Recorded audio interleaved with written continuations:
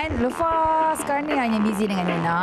Dan Lufa akan mula syuting untuk drama terbaru Lufa, Arahan Imam Fatimah pada bulan 2. Iaitu tajuk dia Deja Vu untuk Suat Akasa TV3. Dan selepas drama tu adalah 2-3 filem dalam perhitungan.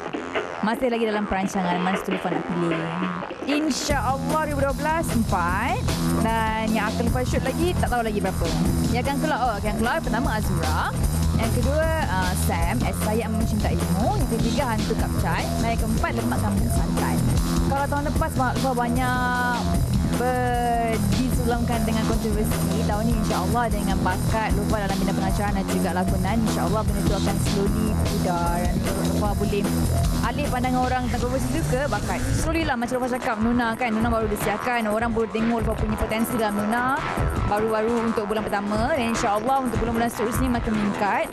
Dan untuk filem pula, insyaAllah untuk filem pertama Lufa Azura, Lufa akan buka pandangan baru kepada publik bahawa Lufa juga ada potensi dalam lakonan. Ya, dan Lufa perlu sokongan luar sebab it's my first film, and Lufa harap orang boleh berikan sokongan supaya Lufa boleh pergi tingkatkan prestasi dalam dua-dua bidang yang Lufa cuba. Setakat ini biar Lufa fokus kepada lakonan dan juga pengacaraan saja. Sebab Lufa rasa Lufa boleh pergi dalam dunia ni. Kalau nyanyian mungkin takut. Selain daripada karier dalam lakonan dan juga pengacaraan, Lufa juga nak besarkan lagi Lufa punya bisnes. InsyaAllah lepas ini Lufa aku juga akan sponsor untuk Syah dan juga Awal. Dan lepas ni Lufa akan launch my label. Dan dari situ orang boleh tengok Lufa bukan sahaja dalam bidang seni tapi juga dalam bidang bisnes. Ya, dan Lufa akan Lufa teruskan berjuang untuk habiskan my degree.